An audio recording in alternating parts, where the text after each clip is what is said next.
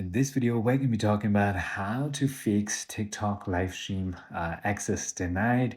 So let's just get straight into the video, shall we? First things first, there are a couple of things that you have to go ahead and meet. There are going to be a couple of requirements in order to go ahead and start taking lives. So first is going to be age restriction. So users under the age of 16 are not allowed to live stream. Next, TikTok also requires you to have at least 1,000 subs or followers in order to go ahead and enable live stream for you. If your account has violated TikTok's community guidelines, then also you will not be allowed. And also if you already have the live option, but you're having some problems, then there may be some technical issues with the TikTok app. So just try uninstalling and reinstalling it. Also, make sure that you don't have an unstable or insufficient internet connections because it requires a good bandwidth.